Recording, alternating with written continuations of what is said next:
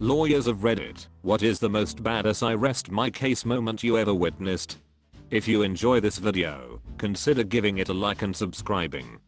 My mum was a personal injury solicitor, and she was basically trying to prove that the car that hit her client and caused life-changing injuries, brain damage, belonged to X. X at first pretends not to live where he does. Then the car is found abandoned or wiped down. The trail seems to end. Then, my mum has a hunch and checks X's Facebook. He had a public profile, and his profile picture was his standing next to the car in question.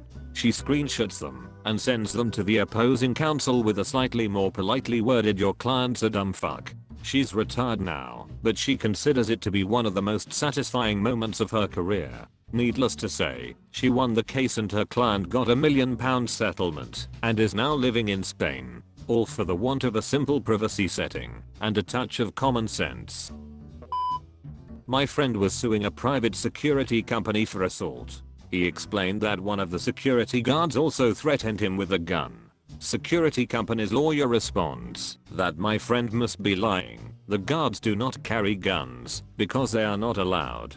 This is all written in the legal paperwork back and forth. My friend finds the Facebook profile of one of the security guards who threatened him. His profile picture is him doing a thug pose with a Glock.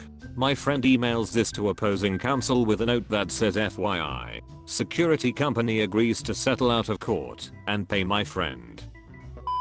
Not a lawyer, but just had a case where a guy embezzled and sued us. He had done it by moving money to his company and calling it into company loans. His expert witness, who was a CPA, was asked about their one document they had produced, and she said, "As you can see, this document shows that embezzling plaintiff owes your company $650K. We had no questions and rested right there. He should probably have gotten a CPA on the same page with him." I was a night auditor for some time, overnight manager plus do the books. I handled bookkeeping for 2 hotels plus restaurant. Then they added a gift shop. At some point all the cash for the gift shop disappeared from the safe. After some fracas, it turned out the new general manager had taken it all because it was mismanaged and we weren't even tracking it. I either emailed someone at corporate or mentioned briefly that wasn't the case. Next thing I knew, I was asked if I could come in during the day to meet executives who had come to town overnight. They asked if I could walk them through how I was keeping track of the money, whether I had it written down or in some spreadsheet or something. So I showed them the software package I had written, Being Bored at Night, which implemented multiple currency double entry accounting with auditable journal plus functions to track inventory, ordering, shrink, cash flow, etc. My current interest at the time was learning WX Windows, so the user interface was pretty slick. Eyebrows went up. I think I mentioned I unfortunately didn't have it fully doing LCM for the inventory yet or something, which got a quickly suppressed chuckle. They asked why the GM didn't like it, which I could only answer with, "She never asked." Apparently a month of wrangling ensued while they tried to get the money from her.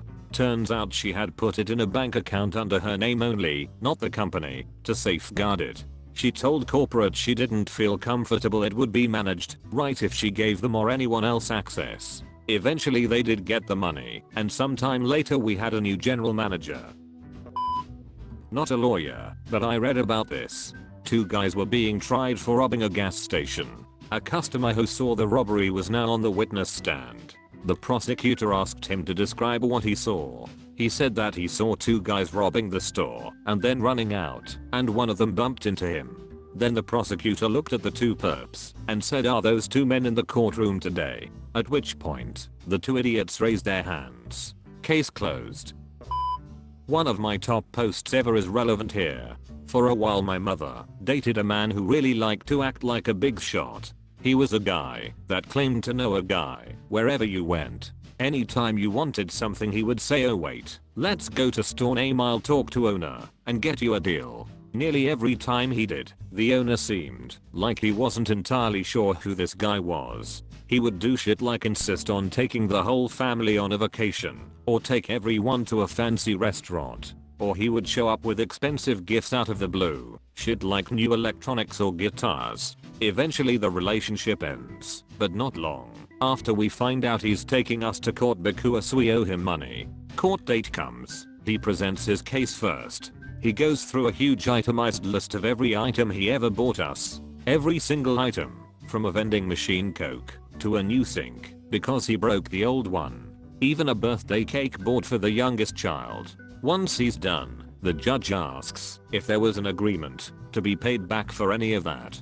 He says it was just an understanding. The judge asks specifically if he ever said he wanted to be paid back. He says no, that usually when someone buys you something you pay them back. The judge then explained that no, in fact that's not usually how gifts work, and that by his own admission there was never an expectation to pay for anything. So after his own testimony, the case was closed. He then appealed. Again he presented his testimony first. Again, closed by his own words. A little late, but this is one of my dad's favorite stories. So he is out of state on business driving through some no-name town when he goes through an intersection. Suddenly a cop pulls him over stating that he ran a stop sign and ticketed him. My dad insisted there was not any stop sign, but the cop did not listen. Pissed, he went back to the intersection and saw that there was a stop sign hidden behind a tree and twisted in the wrong direction. Even more pissed, he went to a convenience store that was in sight of the intersection and bought a disposable camera while the clerk laughed because he saw what happened and knew what's up. Luckily, my dad had to be back there in a few weeks for work. The cop assumed that someone with out-of-state plates would just pay the ticket, and they were shocked when my dad turned up in court, calmly presented his evidence to the judge, and strolled out in 5 minutes scot-free. Working as a paralegal, divorce case, hired by wife. Husband insists he never had an affair with their female friend. Days later, paralegal in charge asks me to show paralegal intern how to do property search. Last address in mind is the possible mistress.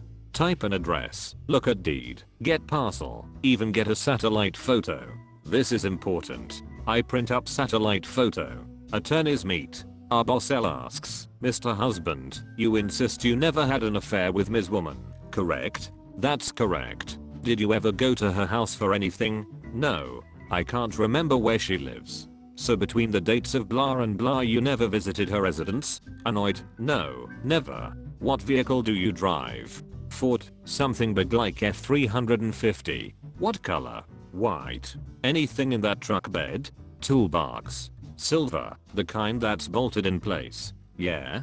Do your truck and toolbox look anything like the ones at Ms. Woman's house in this satellite photo, taken on such and such date? Shit. Wasn't my case, but in criminal docket court one morning the accused wore a pair of very unique custom-made red cowboy boots, stolen from the house he was accused of robbing. Wore them to court to plead not guilty. The prosecutor was laughing. Same thing happened to my future husband. He was called as a witness against the guy accused of breaking into his apartment. He stole clothes, stereos, TV, etc. So he's up on the stand and the guy's lawyer asks him why believes this man was the person that broke into his apartment. Well, he's wearing my jacket. Everybody laughs. My future hubby says, no, really, it's my jacket. It has my name written on the tag. Turns out the guy is wearing the stolen jacket that my husband had been given as a safety award at his work. It had his company's logo on it and safety slogan. There were about 20 guys on the crew that won them, and the office gal had written their last names on the tag when she handed them out. Judge asks bailiff to check the tag. Bailiff has the guy stand up and then looks at tag. Says, yes, judge, it has the witness last name written on the tag. Case closed. Guy changed his plea to guilty. Husband got some clothes back, but that was it. Nothing else. I used to work in baby daddy court as a case worker. This guy kept telling me, the mother of the child, anyone who would listen that the baby wasn't his. When they went before the judge confirmed through DNA testing that he wasn't the dad. Dude turned around and took off his jacket. His shirt said not the father. The guy kept telling me, the mother of the child, and anyone who would listen. My bad.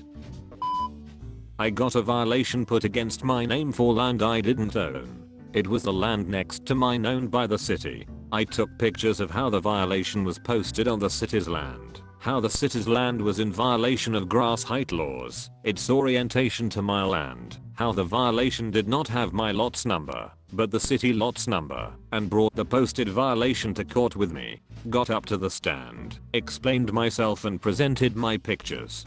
The inspector who wrote the violation stood and called me by name that wasn't mine, then showed pictures of a busted up car with a bunch of weeds on it I had never seen before. The judge raised her eyebrow and asked what address this was. He said an address that was across town from mine.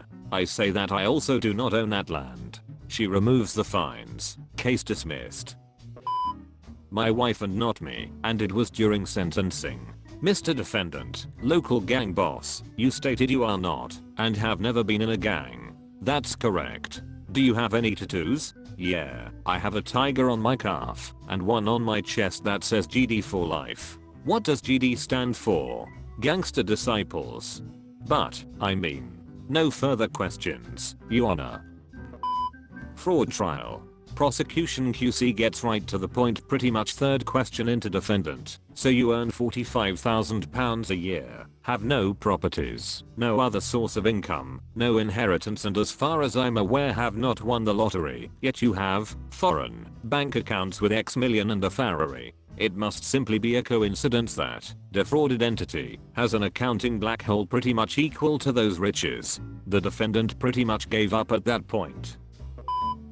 Was on a jury. Defendant attempted to rob a tip jar from a barista, and the barista fought back. He ran, and she tossed the empty jar towards him. Defendant claims that he was hit on the head and injured by the metal tip jar. Even though we'd already watched the video, and I already caught this detail, the prosecutor asked to play the video of the robbery again. And then she says how could the barista had hit him in the front of the head when she was throwing it from behind, and he's wearing a hat. She was so annoyed she had to point that out. I almost laughed. I was in an accident a few years ago, other guy's fault. He got a ticket for unsafe left turn, and I got a ticket because I wasn't wearing my seatbelt. In the section on the ticket, the cop inadvertently wrote, "Did wear seatbelt while operating motor vehicle." When I got to court, the judge asked how I wanted to plead. I asked the judge if I could ask a question first, and he said sure. I stated the ticket says I did wear my seatbelt while operating motor vehicle, and if that's the case, I want to plead guilty. The judge looks down at the ticket and looks back at me and says case dismissed. Have a good day. I did. If you enjoy these videos, please consider subscribing.